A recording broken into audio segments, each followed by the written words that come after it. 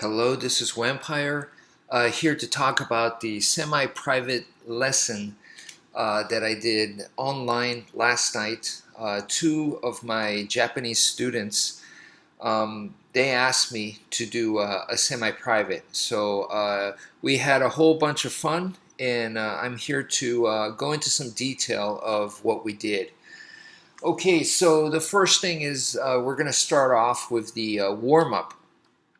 And the warm up was very important because, so many people have told me that when they're training in the Filipino martial arts, swinging the sticks around, that their wrist starts to hurt. So the warm up is good to warm up the wrist so that you don't get injured, and it helps with wrist articulation so that you could have nice movement in the wrist. And then in the long run, if you keep doing these warm-ups, it strengthens your wrist as well. So, all three of those things is very critical for Filipino martial arts. And really, that's about it. It's not like we do like extreme exercise or anything like that. Oh, you can, of course, you could go into, more agility requiring more athletic type movements, but especially because when I did the lesson last night, it was they were inside, they were in a room.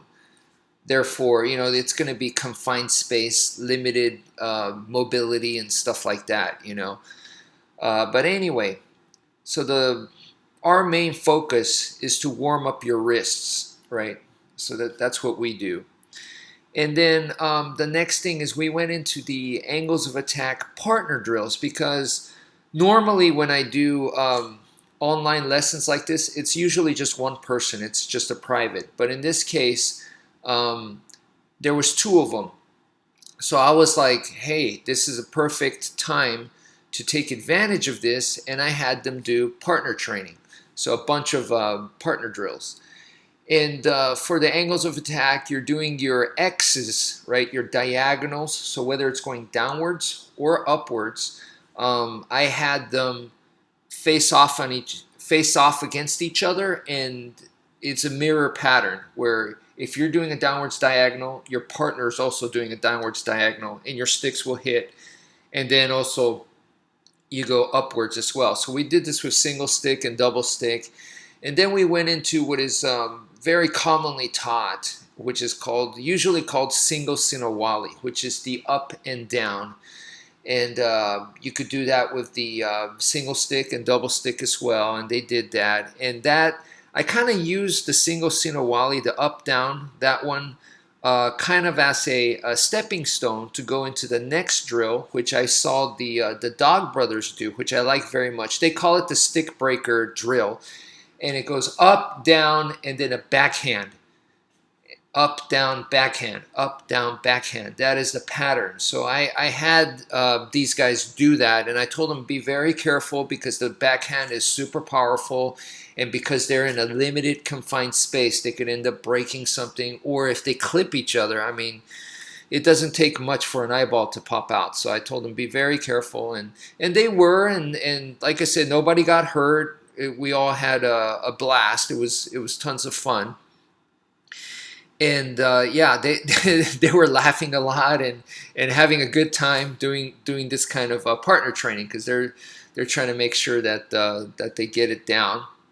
And the next thing we went into was the Heaven Six, and the Heaven Six is something they've put in a lot of time. I made sure of that. I told them to really focus on the Heaven Six, and so they did it very well. But then on top of that, I had them do something new. So I had one person close their eyes, right? And then the other person that has their eyes open would break off. So they would move away to where the sticks are no longer hitting, and then they would have to time it and come back in. So the person that can see is working on timing their entry.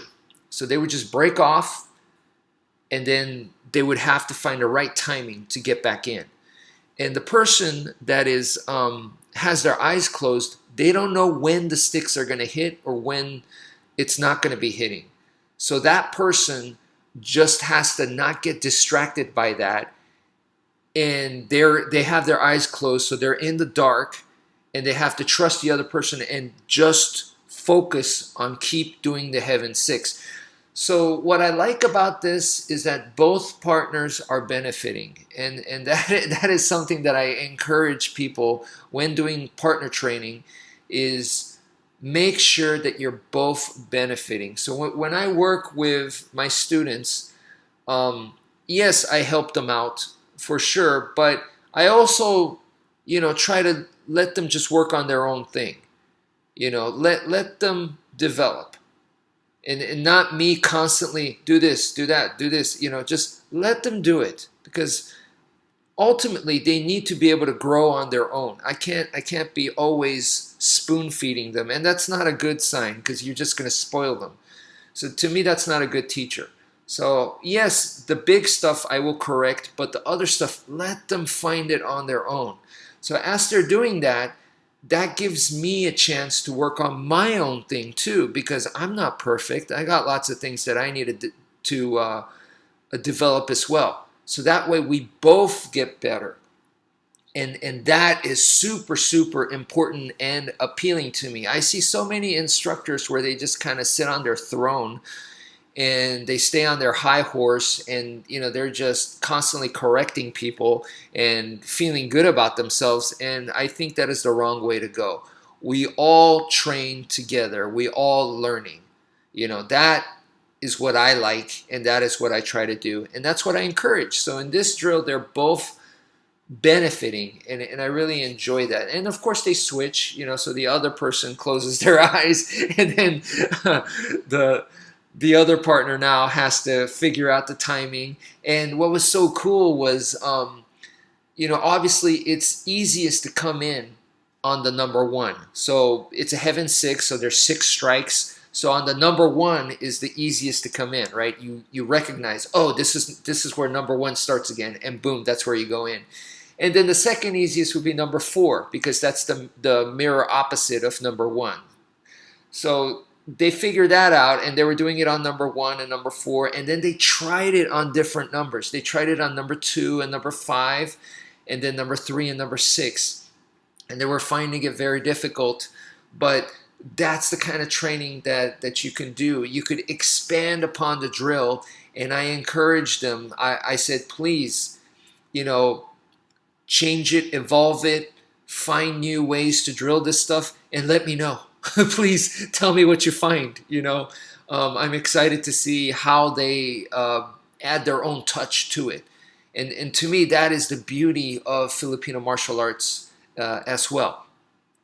So from there, they also did the Heaven Six, where you both start off doing the Heaven Six, and then one person goes in and disarms their partner. The partner that gets disarmed ends up with 1 stick. So then you keep doing the Heaven Six that way. So one person has 2 sticks and the other person only has 1 stick, but you're still doing the Heaven Six pattern type thing, which I demonstrated recently with Sensei Pedro. So that I had them do that, and then from there, the person with 1 stick disarms the person with 2 sticks, so both of them end up with 1 stick, single stick.